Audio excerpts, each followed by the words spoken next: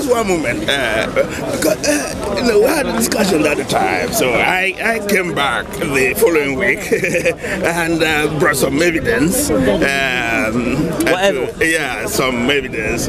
What evidence? What evidence did you bring? What evidence did you bring? No, but what I'm saying is that you were not here, I think about 4 weeks ago. I wasn't here. I wasn't here. The following week after our discussion. We had a discussion. Yes, yes. And you've brought me evidence with regards to that discussion. Yes, the following week, but you were not here. I'm here now. Yeah, you were What's the not evidence? here, so I went back. Okay, just so you know, basically Victor here. Yeah, but One second. Basically, we had our discussion, yeah. Now Victor's gone away, and he's come back with evidence. Ta-da! Come on, what's your evidence, man? Evidence of what? So our discussion was basically about Matthew. You were questioning the... Oh, one second. Let me just explain what's going on. Okay, people might remember Victor. We had a discussion with regards to the Gospel of Matthew, especially about the part of the resurrection and zombies coming out of the ground. And Victor's done a good thing. He's gone away. He's done his research on this particular topic. Now he's back, and he's here to bring his evidence to provide to prove something. Let's see. Okay, take it away, Victor. Yeah, so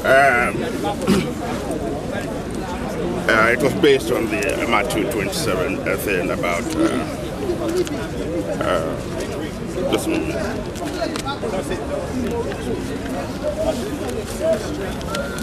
So first of all, I want to establish the before we do that, go to the relevant chapter.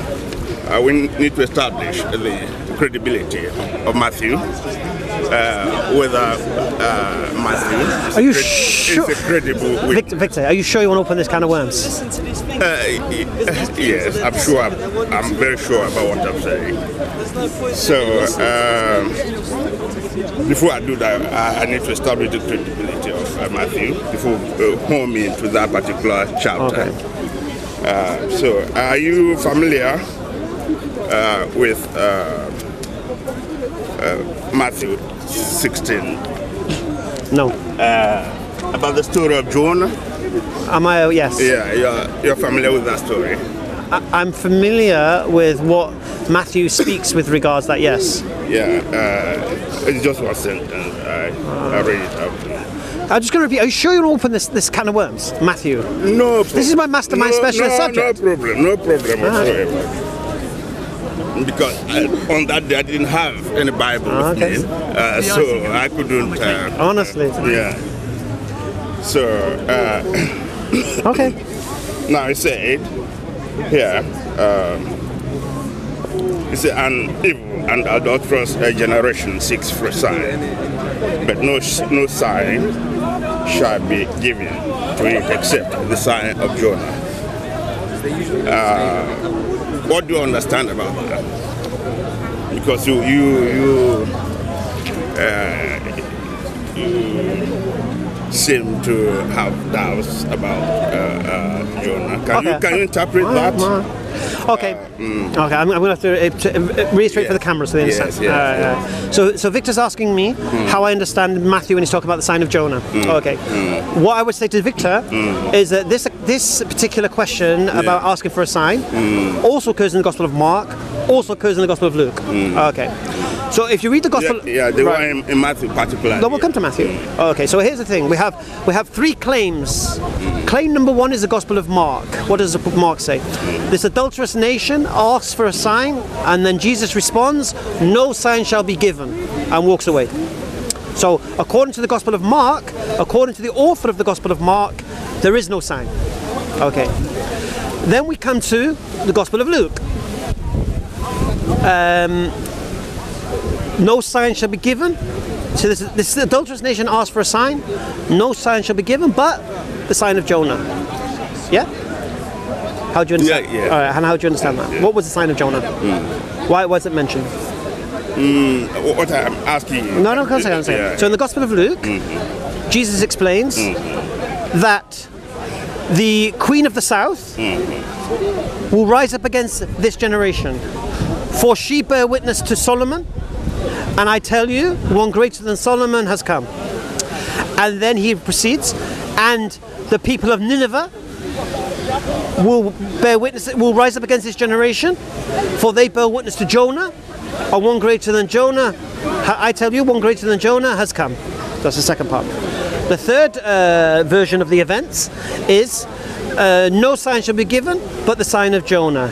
As Jonah was inside the belly of the whale for 3 days and 3 nights, so shall the Son of Man be inside the belly of the earth for 3 days and 3 nights. So here's the thing we're trying to establish here. This is supposed to be historical. Jesus is asked a question, and we have 3 different answers. The question needs to be asked, which answer is true, and which answer is false. That's the question we need to ask. Matthew is claiming 3 days and 3 nights. Yeah? When we look at the actions of the disciples after his apparent resurrection, they don't behave in a manner that we're awaiting for a 3-day, 3-night resurrection. So according to the actions of the disciples, they didn't have a clue what was going on. Now, I say to you, Matthew has created this scenario as a self-fulfilling prophecy. This is my claim. Okay. And it isn't the only occasion he's done it. He's done it many times. Many times he'll take the Old Testament, he'll take a verse from the Old Testament, he will take it out of context, and then he will apply it to a situation and then claim Jesus is fulfilling that prophecy when the Old Testament verse has been ripped and taken out of context. Which tells me that the author of the Gospel of Matthew doesn't know the Old Testament and doesn't interpret it correctly. So can't be relied upon. What's your point? Okay, so, but no sign shall be given to it except the sign of Jonah. You take it that it's not fulfilled. It's not? What? I'm saying that Matthew said that, and he said it as a prophecy. Sorry, Matthew is quoting Jesus, right, to have said this. And that means the Jews asked for a sign. Yes, and no sign will be given but the sign of Jonah. And that's what Jesus said. Just correct me if I'm wrong. Yeah. Just correct me if I'm wrong. Yes. Isn't this immediately after he just fed the 5,000? I'm not going there. No, I'm just saying, it just seems strange in historical context that Jesus would feed, feed 5,000 people, and then the Jews would ask him for a sign. That seems a bit weird. Whatever. Do we agree that that's a prophecy? No. It's not a prophecy. No. I believe that the author of Matthew made this claim. But I don't believe Jesus made that claim. You don't believe Jesus made the claim? No. So I don't believe he said it. Yeah, what I'm trying to establish is that I'm trying to say that this thing here that is said here was fulfilled in all its form at the time and now, and we can, both of us can see this prophecy here fulfilled in our time, because I want to establish a common ground, priority. Yeah, common ground, Victor. something that all of us can agree. Victor, so first of all, I'm trying to establish that I'm trying to say I'm saying Matthew's lying. Yeah, this is a prophecy, and the prophecy was fulfilled then. How? And it's fulfilled now. How was it fulfilled? Point of disagreement. Exactly. Yeah, it's fulfilled now, and we are going to show it. How was it fulfilled? That this is fulfilled now. How was it fulfilled? Now. Okay, that's your interpretation. Now, no, how was it fulfilled? What I'm saying, yeah, we're going to do that. Are you going? Oh, no. Yeah, we're going to do that. Now, the second thing is that, you see, you've given your own interpretation of this, but Jesus interpreted this himself. No, you can't say that. No, I'm saying that whoever, Jesus, the writer of this, whoever it is, I'm not saying it's Matthew, I'm not saying it's any person. Good. Whoever wrote this said, according to him, Jesus said that whoever wrote this thing is claiming that Jesus made that statement about Jonah, about the sign of Jonah. And the same person, so and Jesus interpreted that passage. No, we didn't. No, but here's the problem you got. Yes. Let me explain the problem you've got. This is supposed to be an historical event that happened, yeah? One second. I say historical No. Yeah, No. Yeah. I'm saying to you, the sign. Victor. Yeah. The conversation you're saying took place between Jesus when he was asked, "This adulterous nation asked for a sign." Yeah. Okay. Yes. Mark disagrees with Matthew. No. Listen. No. We're not talking about Mark. Victor, understand something. Understand something. My purpose First thing is to establish about Matthew. First thing we have to establish. Whether Matthew. No. And this is how we're doing it. No, we want to establish the credibility. Yeah, Victor. Of Matthew. Victor.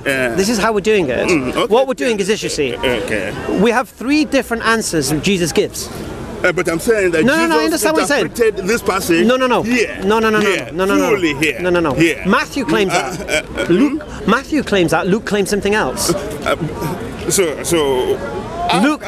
Mark claims something else. So what is the interpretation, according to Matthew, here, of that passage? Okay. According to you. Can I say it again to you? Because I asked you. You're not listening, Victor. I'm saying that Jesus interpreted that passage fully here. Victor. So Matthew is guilty. Listen to me. Listen, please. If you have any more, Matthew is guilty on at least 20 occasions. Listen. Of misquoting the Old Testament and making up prophecy. On at least 20 occasions. So here's listen. Whether this is true or not. No. Here's the thing, you see. First thing we have to see is this guy is credible. How would we know if he's credible? Does he tell the truth? Does he lie? Does he know what he's talking about? Does he